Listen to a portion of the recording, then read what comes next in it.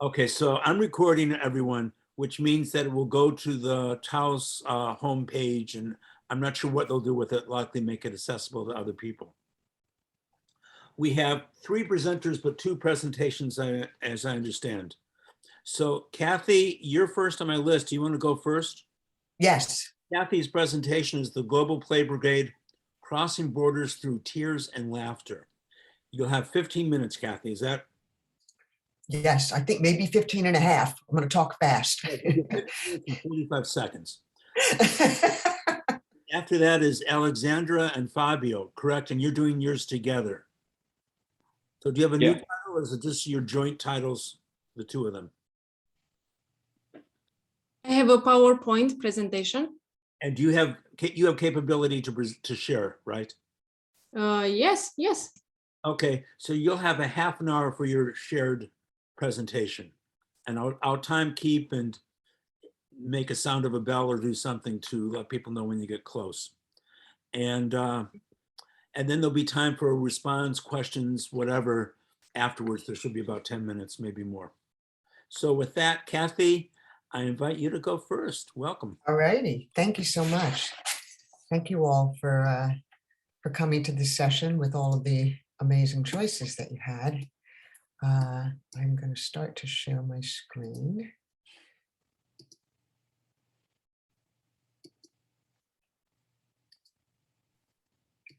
All righty. Can people see that before I put it into present mode? Okay, wonderful. Here we go.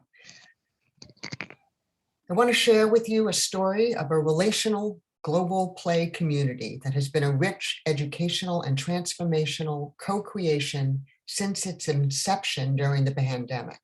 Let me say at the outset that I personally have a radical relationship to traditional education. I dropped out of school when I was 13 years old and started an alternative high school in an abandoned storefront in New York City. I never went back to traditional school. I am a junior high school dropout. And while I didn't have the language for it back then, I was part of an improvisational ensemble that sought to create a relational, creative re-examination of what education, learning, growth, and development can be. And in some ways, this has been my life's work since then. As we all know, back in January of 2020, we learned of an aggressive virus that was affecting the people of China. A colleague from Beijing asked me and several other performance activists and applied improvisers if we would offer some free improv workshops online to people in China who were on lockdown, isolated, frightened, and alone. And in particular, my colleague in China asked me and others from the Eastside Institute to lead a therapeutic improv session to help with their emotional stress. And of course, we said yes. I worked with about 75 people from 9 provinces across China. We played all sorts of games, made eye contact, and created a way to see one another and be seen, expressed emotions in gibberish, crafted poetry together. It was quite emotional and beautiful. Our Chinese sisters and brothers were very grateful for the experience. Fast forward, by March of 2020, we were in a global pandemic affecting all of humanity. And so I and others reached out to play and performance activists, improvisers, play experts, educators, actors, playwrights, musicians, clowns, therapists, and coaches, and invited people to get together on Zoom to discuss what could we bring to this situation affecting the whole world? Could we play some sort of role to be of help to our fellow humans as we weathered this crisis together? Could we grow together relationally and create something new? We were inspired by the words of Arundhati Roy. Historically, pandemics have forced humans to break with the past and imagine their world anew. This one is no different. It is a portal, a gateway between one world and the next. We can choose to walk through it, dragging the carcasses of our prejudice and hatred, our avarice, our data banks and dead ideas, our dead rivers and smoky skies behind us. Or we can walk through lightly with little luggage, ready to imagine another world and ready to fight for it. We wanted to be part of creating a gateway, a relational portal that could help us imagine a new world, to create a relational space with people who were strangers across the planet who under, quote, normal circumstances had no business being in the same room together. We wanted to bring the magic, the science, and the beauty of play to people so that we could knock down barriers and borders and co-create conversation through dance, poetry, storytelling, improv, music, laughing, crying, talking, and listening together. Because play is essential for creating and discovering new possibilities for human development and for social change. We have no interest in getting back to normal. Normal is underfunded and unfairly distributed healthcare. Normal is millions and millions of people living in extreme poverty. Normal is systemic and deadly racism. And normal is human beings disconnected and polarized from one another. And so in June of 2020, we launched the Global Play Brigade with the slogan, "Play it forward, change our world." And we started offering workshops on Zoom and on WhatsApp. There have now been over 325 free sessions led by over 125 brigadiers, held in English, Spanish, Portuguese, Japanese, Chinese, Pidgin English, and of course, gibberish.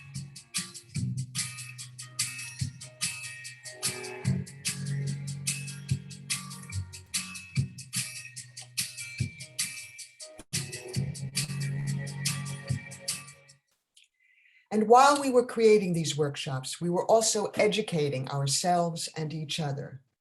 We shared what was going on in each of our countries. There were over 35 countries represented at that point. And we learned that in Brazil, the virus was raging through the poorest communities, the favelas, and that there was no protection, no masks, no sanitizers, no direction on what to do.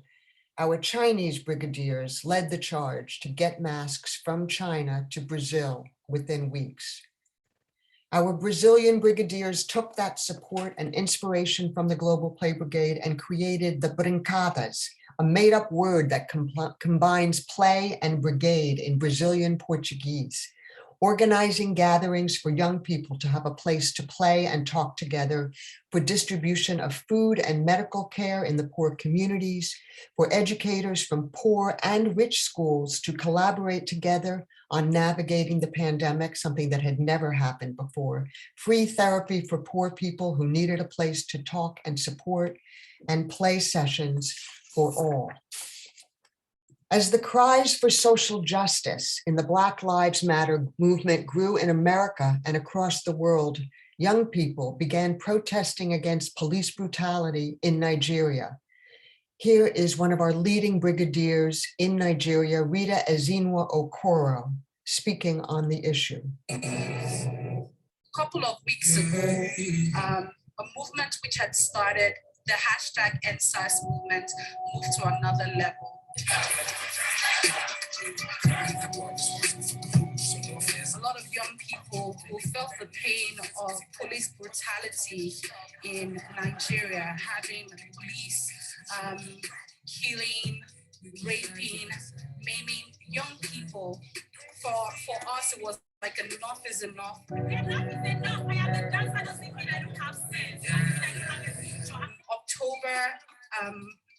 Tuesday, October 20, when the protest had started and people were already on the streets, people were protesting peacefully.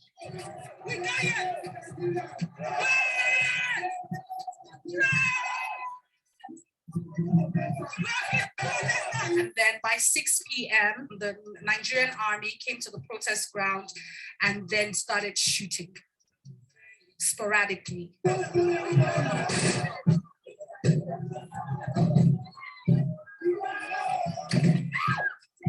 Our young people of Street Project Foundation were part of the protests. They were on the front line and are deeply hurt by this. The question was, how can the Global Play Brigade help? The young people asked for our help. We raised $3,000 to use for food and water during the protests, medical supplies, and for purchasing internet data, which is very expensive and needed for them to continue to communicate online together when they could no longer safely march in the streets. They asked us to provide emotional support sessions to help them to continue to protest, communicate, and grow during these difficult times. Some of these emotional support sessions take place on WhatsApp. This is a screenshot of one of those sessions, part of it. These sessions are held through texting and sharing pictures and videos. The theme of this particular session was, what are our hopes and dreams for now and the future? And they always end with a collectively created poem, which you can see on the right. And as is the Global Play Brigade's secret sauce, these sessions are made up both of young people from Nigeria, as well as young and older people, strangers from all around the world. Our activist brigadiers are creating new and amazing ways to play with strangers. For example, a team of brigadiers from Latin America, Brazil, Mexico, Costa Rica, Nicaragua, and Argentina have formed GPB Latin America, offering sessions in Spanish. An ongoing series is called Juegos Generosos, which translates to Gender Generosity Games, working with men and women to explore and challenge society's gender roles. Story Chain is an asynchronous workshop with residents at a nursing home in the United States and brigadiers from 10 countries who are creating stories together in a sort of pen pal fashion across the globe.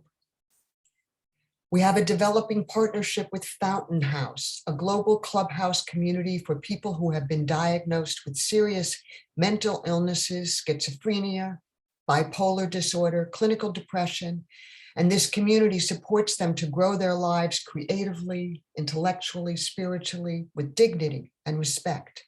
Together with the Global Play Brigade, we are now sharing spaces with regular old neurotics like many of us, using play to connect and share and grow. That's just some of what the Global Play Brigade has been up to. And so since we began, we have held 325 workshops in different languages with almost 5,500 participants, all of us strangers, now from 65 countries with over 125 active volunteer brigadiers. What do some of these brigadiers and workshop participants have to say? Let's take a listen. Namaste. Konnichiwa. Sasrikal. Hola. Hello. Soy Jorge Burciaga Montoya de Ciudad Juárez, México. I'm from India. Ich bin Ralf aus Deutschland. It's Johnny Moore here from Cambridge in England. My name is Ranga Subramani in Dubai. 我是玉妮，我生长在中国，现在在美国工作和生活。 I'm Jared French from London, Ontario, Canada. I'm Sarah from India. The Global Play Brigade is an amazing platform where people connect and socialize. In a year of lockdown, you've been a regular reminder to me that I can be a playful citizen of the world. The Global Play Brigade to me is a group of people who are making a great effort to try and anchor us in a better conversation about how to navigate this world in a playful way. O mundo está vivendo momento muito difícil, não só por conta da pandemia, mas também por conta dos governos que praticam uma necropolítica, decidindo quem vive e quem morre. Frente a isso, o que fazer? Para mí ha significado el Global Play Brigade hasta hoy es la conexión con los seres humanos alrededor del mundo, usando el poder del juego para tratar temáticas tan diversas que van desde sacar lo mejor provecho a nuestras reuniones virtuales hasta buscar nuevas formas para trabajar el duelo por la pérdida de un ser querido. It means community, connection, creation, love, laughter, support, emotional growth, friendship, networking, world perspective. Global Play Brigade 对我而言是一个创造大家去哪里都有归属感的一个契机，因为真正的理解属于爱、同理心，还有必不可少的同心。我知 Global Play Brigade jẹ́ sí pé ó jẹ́ ibi tí mo ti máa ń ṣeré pẹ̀lú wàhálà tí bá fojú ọjọ́ yìí. Die Global Play Brigade ist für mich ein Ort, an dem ich immer hinkommen kann, so wie ich bin. An dem ich alle Masken und alle Selbstverteidigung und alle Selbstschutz ablegen kann.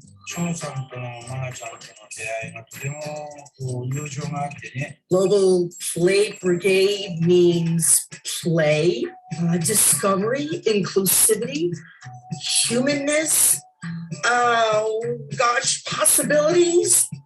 Mimi, Global Play Brigade imeweza kunipa fursa ya kuweza kujifunza, kushiriki, lakini pia kukutana na watu kutoka mataifa mbalimbali katika kujadiliana na kuweza kubadilishana mawazo kuhusiana na masuala mbalimbali. Way of giving myself permission to have fun with new friends and act a little bit silly.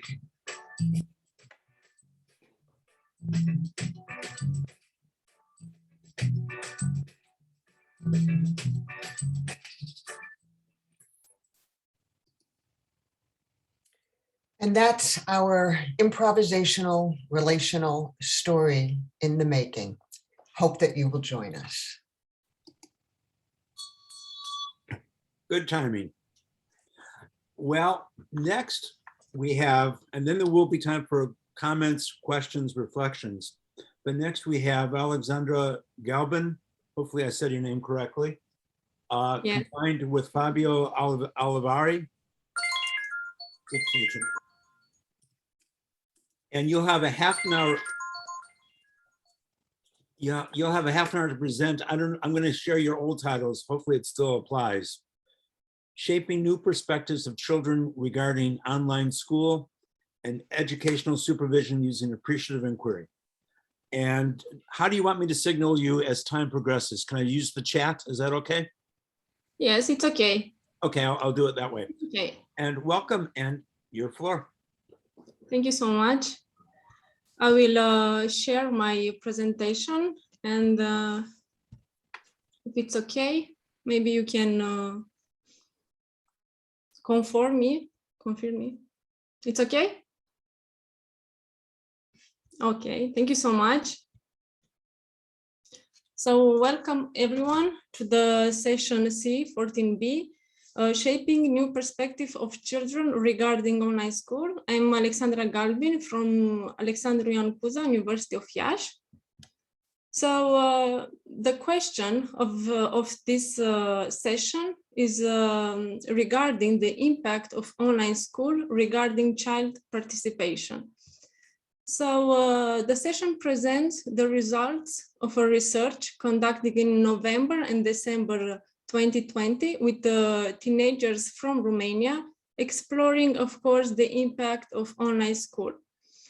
So from my point of view, children's representations are full of meaning, and creativity, and led us to a world that emphasizes more the need of a relational approach in terms of education. Moving forward, children had the opportunity to express any idea related to online school.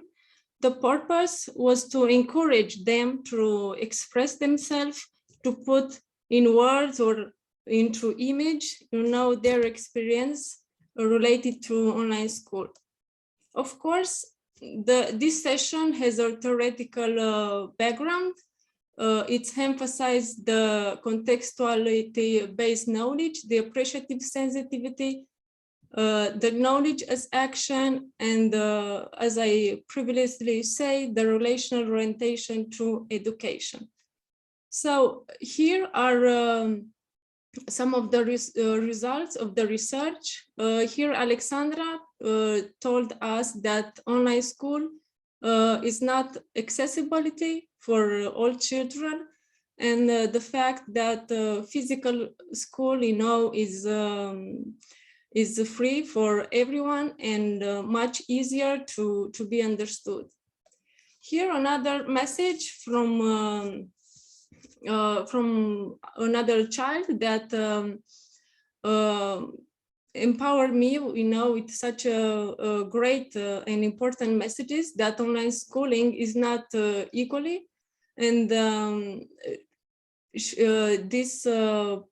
this way of doing, online classes, it's not, equal for everyone.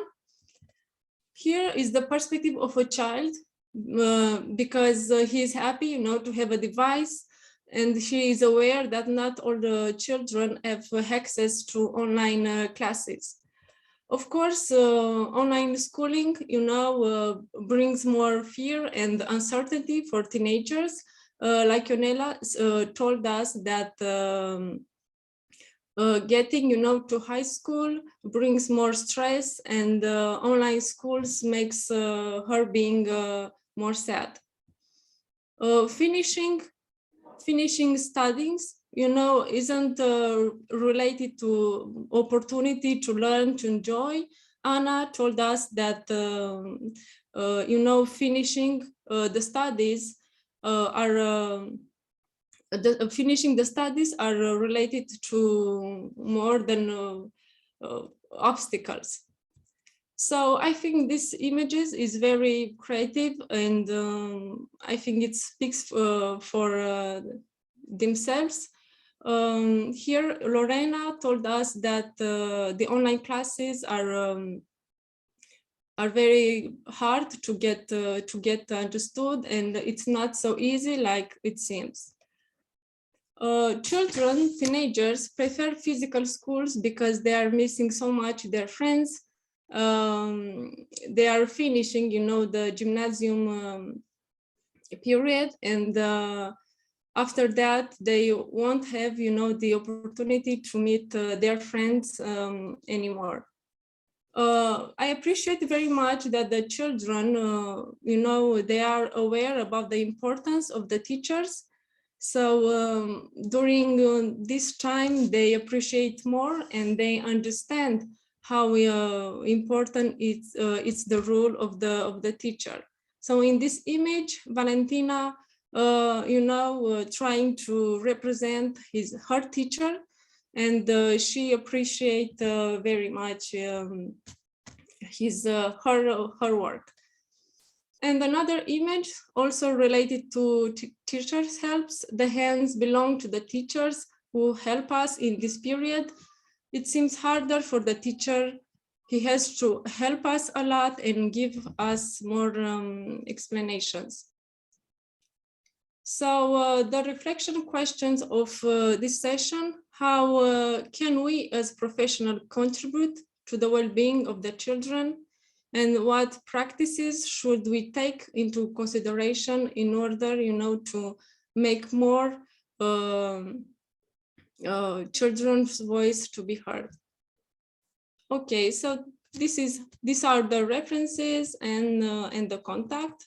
I hope that I fulfilled all the time. So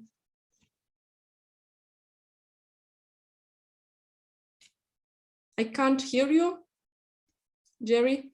Sorry, thanks, Alexander. That was very good. And you were about 11 minutes. So we're doing great on time. Okay. And then there'll be time for responses and dialogue. Okay, thank you so much. Fabio, your turn. Sorry, my microphone. Okay. Can I start? Okay. I share my screen and sorry, just a few seconds. Oh, I don't. Okay.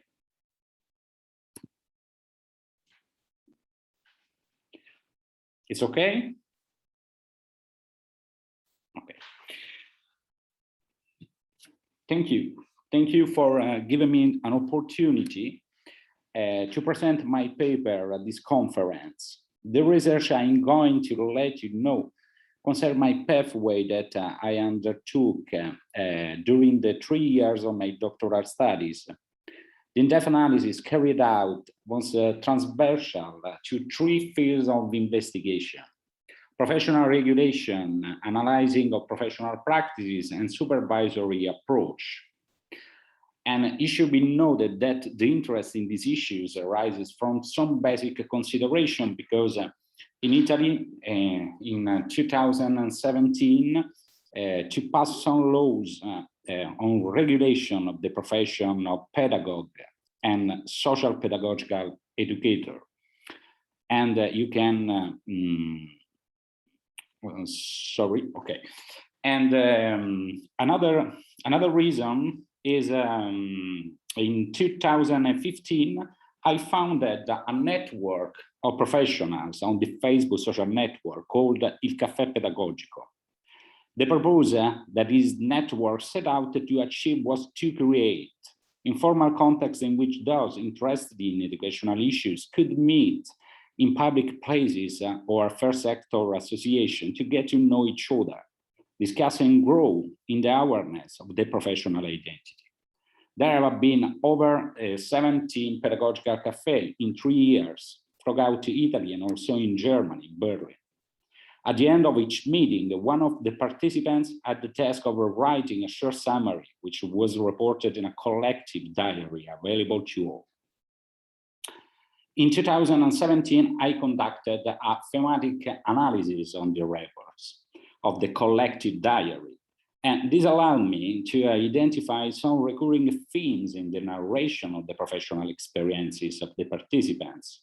Some of these concern precarious working conditions, inadequate professional recognition, and personal disempowerment and perception of a lack of interest on the part of institutions towards educational issues in Italy.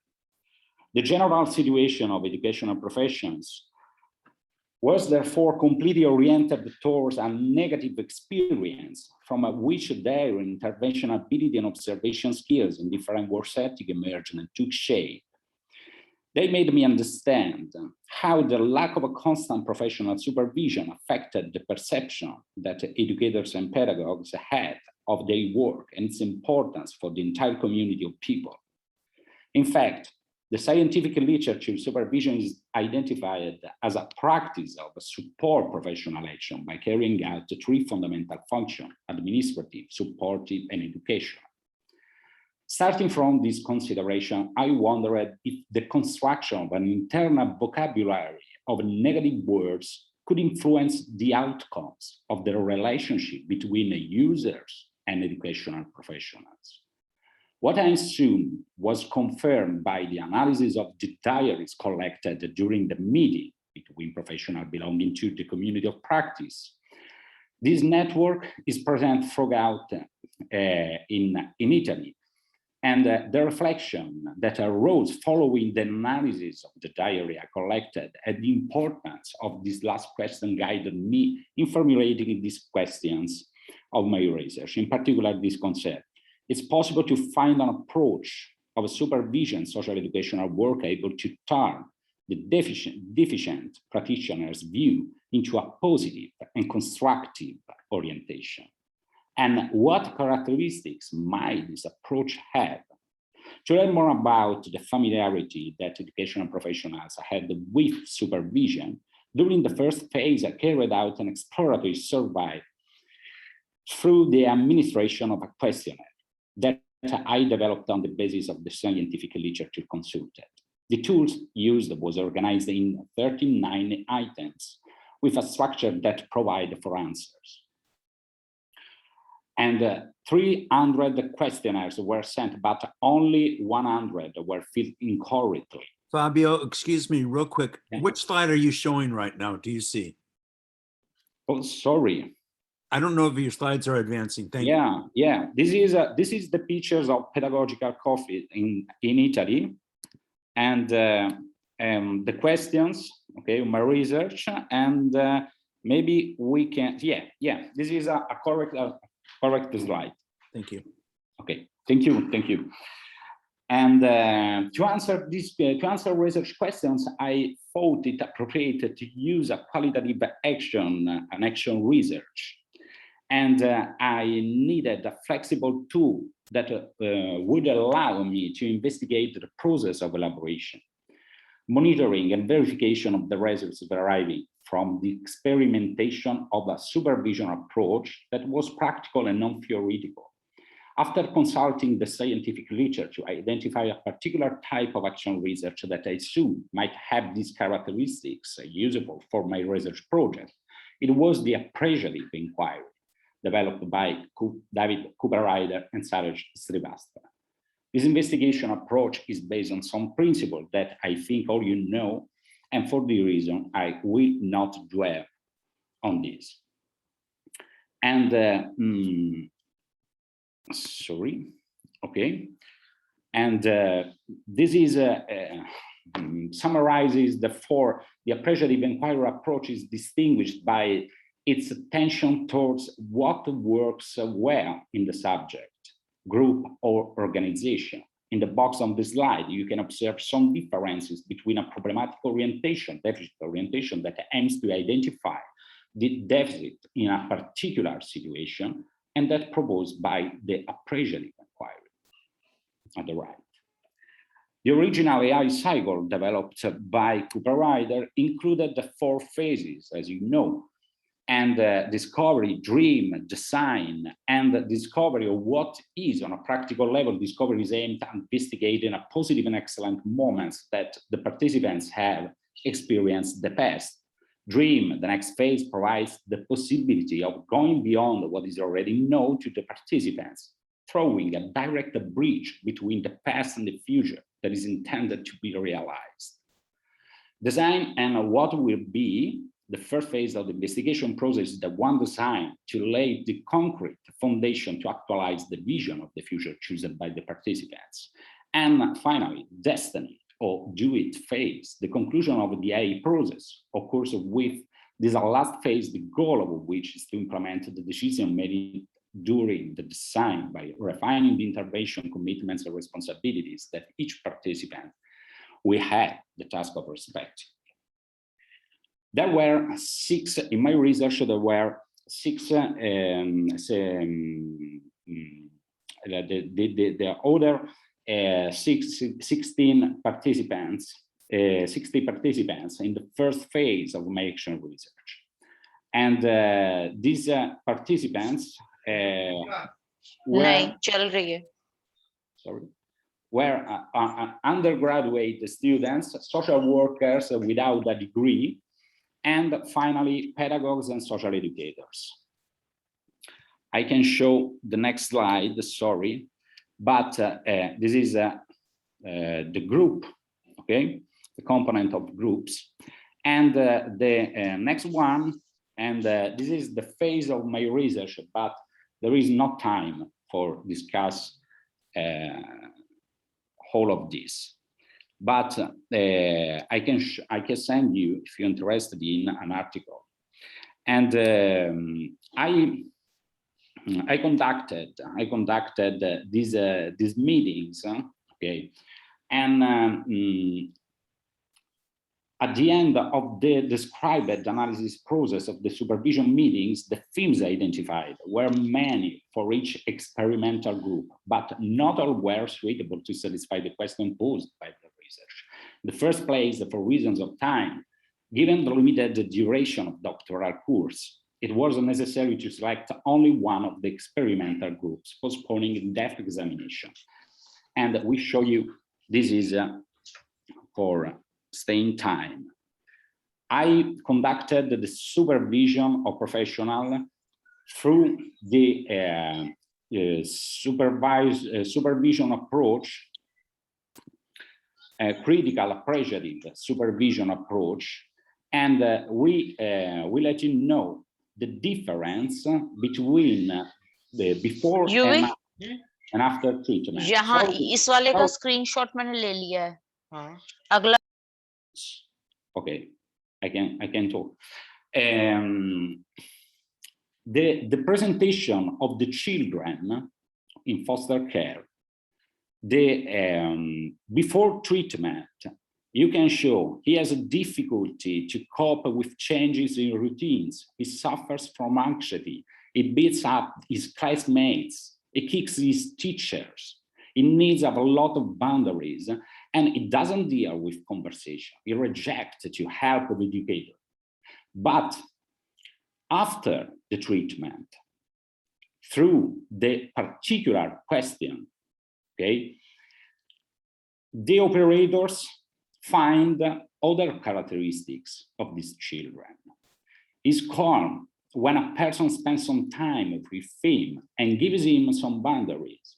He's hanging out in the park. He respects a direct and specific boundaries.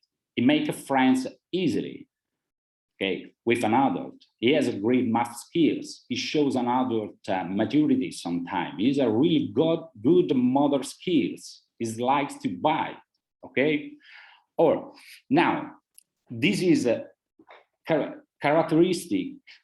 These characteristics are present before my intervention, but the operators, the views of the operators is a setting in the deficient manner, and they founded only the deficit in the children, but not. Yeah, thank you. And I move forward, okay. And this characteristic approach I called CCAI model and critical comparison, appreciative inquiry integration. Okay, there is some characteristics, but there is no time for. But you can read in my slide, and I want you to know some precondition, two precondition I noted in this experimental approach: initial training of theoretical framework of the appreciative inquiry, and acceptance of the professional contract of supervision in its methodological guidance. Because I run the problems when this is when I not do, okay, when I didn't this particular precondition, and a self-oriented, supportive, educational, and proactive, purposeful. Once of the case examined in every aspect, feelings, contexts, both supervisor and supervisor begin to review plans of working intervention, attribution of meanings based on the learning hypothesis, okay, like Van Kessel in Holland, Netherlands. So I stay in time and I finish my intervention, and I thank you, but I think it's impossible to tell every singular aspects, okay, of my experience. But if you're interested, like I said before, I can send you a specific article published in a journal with double review. Thank you. Thank you, Fabio. Could you turn off your share screen, please? Yeah. Thank you. And my appreciation to Cathy, Alexandra, and Fabio for your commitment and passion in the work you're all doing. They're very different, but trying to make a difference in the world. We have about 15 minutes before we go back to the conference. Anybody like to ask a question or share any reflections?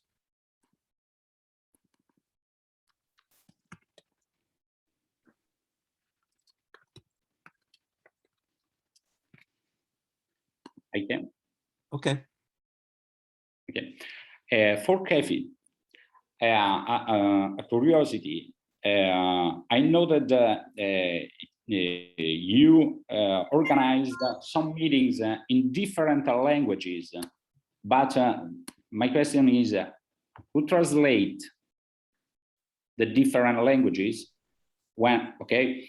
And the second, I really appreciate your ideas, because as you noted, in my little experience, okay, and the pedagogical cafe is a way for meeting people, not only educators and pedagogues, okay, and for discussion themes about educational. And this is a very important for me. And I ask you if you can write in the second moment, okay, for deep these topics, okay, and to know better your initiatives, if you can. I'm going to answer the first one, and then I'm going to ask you to, I don't completely understand the second question, so I'm going to ask, I'll come back to that for a minute, in a minute, but the sessions have varied. So the question about what language it's in and then how it gets translated or if it gets translated and so on. A lot of the sessions currently, or in the last year and a half, have been primarily in English, okay? And then and so in some of those sessions, we've been able to have people who then interpret and who, you know, either through the subtitles, the subtitle, you know, feature that you can sometimes use. We're still exploring that. But they've been primarily in English, but then the sessions that, for example, we've had several sessions and continue, there's one coming up actually, that is multilingual. And part of the design of the workshop is the multilingual nature of it is as much a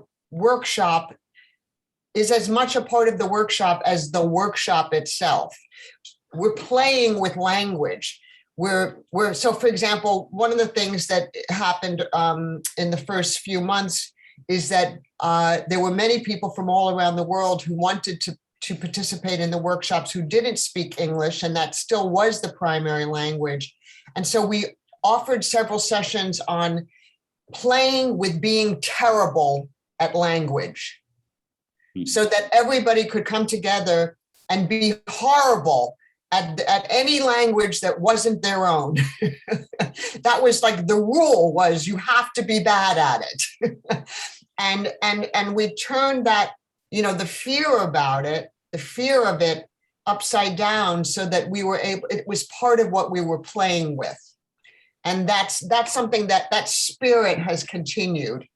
And then I'm so sorry, Fabio, I don't think I really understand the other question. Never mind that simply, I can ask you if you can write you in the future for your initiative, to know, okay, to know better your initiative. Only this, okay? Yes. It's not a question, a real question. Okay. Okay. Yes, definitely. Thank you. Thank you for the questions. Thank you. Thank you.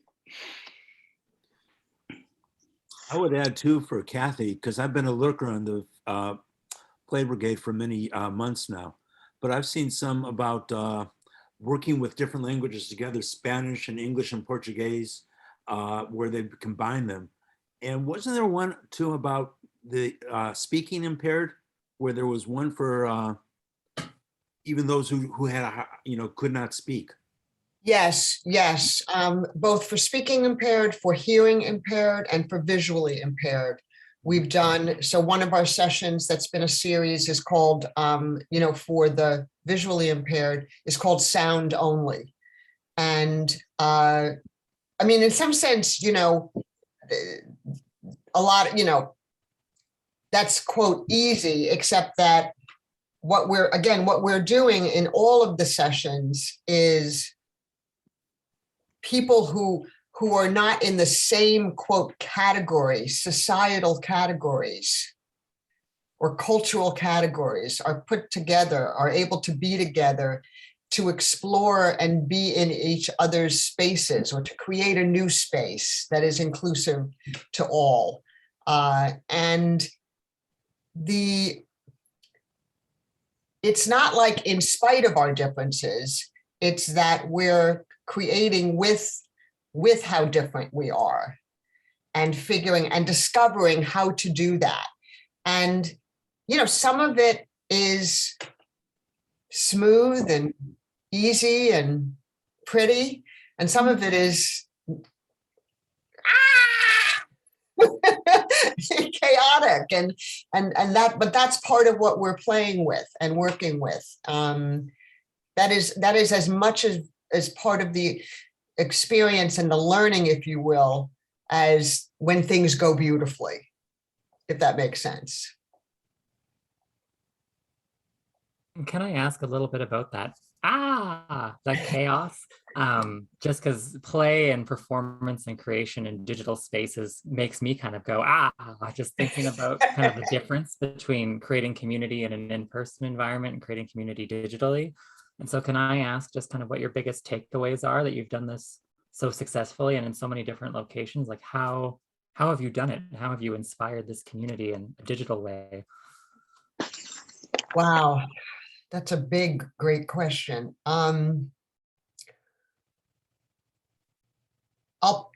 If you ask me this tomorrow, Harrison, I'll have another answer. And if you asked me yesterday, I'll have another. This is just today's, because, you know, with this lovely grouping of people at this moment, with your lovely question. One is the power of play to soften the boundaries and the barriers between us, whether that's geographical, language, political, cultural, gender, on and on. You know, two people who are just having an argument, you know. When we play, we disrupt the status quo for what is considered normal behavior and normal ways of interacting. And that disruption using play, which is joyful, creates a kind of an opening for people to relax and to be creative together and to tap into the natural creativity that we all have.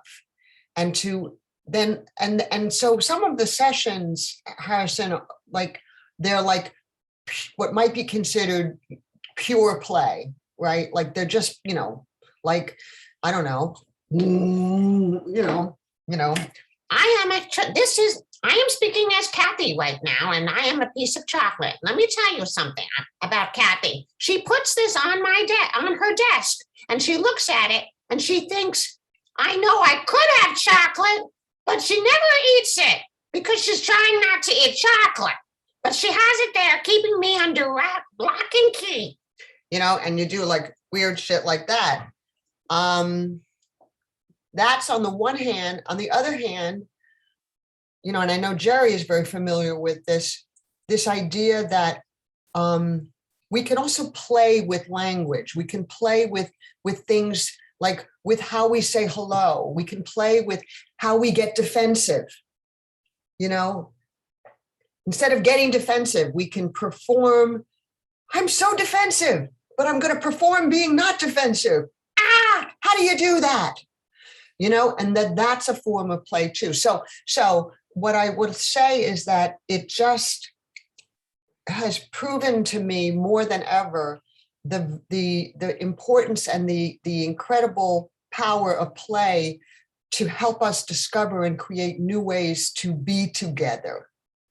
And in particular, that we need to play with strangers. I think that one of the things that came out of COVID was our recognition that we are not alone and that we need each other, even with all of the disparities and all of the inequities, all of that.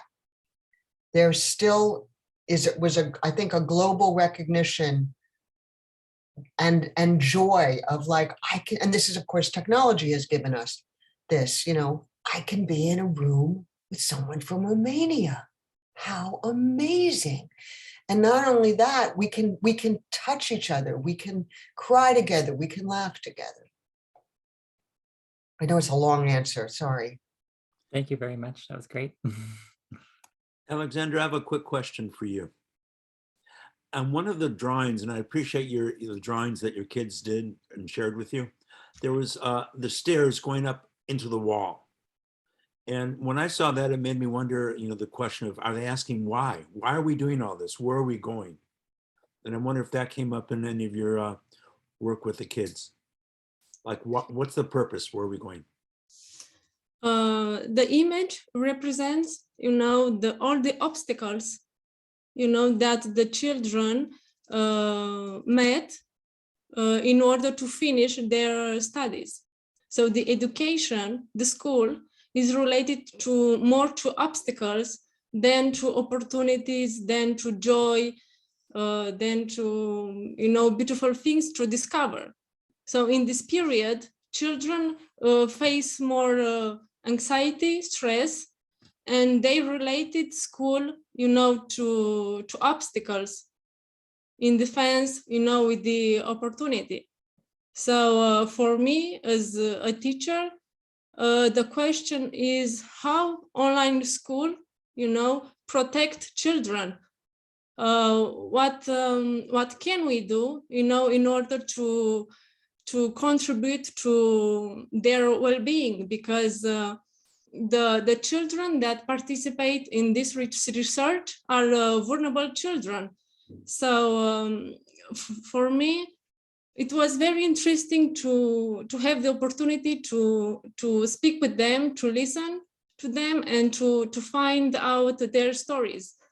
They have a lot of things to share, and I think that the children have a great potential, but they don't know, what are the direction. It's a lot of uncertainty, and I think in this period, children needs more support from teachers, but also from the parents. And sometimes the collaboration between teachers and the parents is not working. So, the school is in the middle. So the image also for me, makes me wonder, why education doesn't achieve the purpose. So, okay. Thank you. I hope I could respond to your questions. I appreciate you all. We're about out of time. I just want to say I appreciate them. And on one hand, while they seem very different to me, they're all kind of phenomenologically connecting. How do we together relationally experience the world that we share? Because sometimes I think I only see the world as I see it, but where do we bring in the we or the us or the togetherness? And I think Cathy, with the Play Brigade, you're absolutely achieving that. Alexandra, I think you're inquisitive with the kids. How are they coping and dealing with the challenges of these times in online learning? And I'm forgetting his name right now. Fabio, how his work about meaning making at the phenomenological level ties in as well. So I'm aware of time. I appreciate our presenters, our audience today. Thank you all. And I'm not sure of the exact timing, but I think there's the conference to go back to right about now. So enjoy your day, everyone. Thank you. Thank you so much. Bye, everyone. Bye, thank you so much.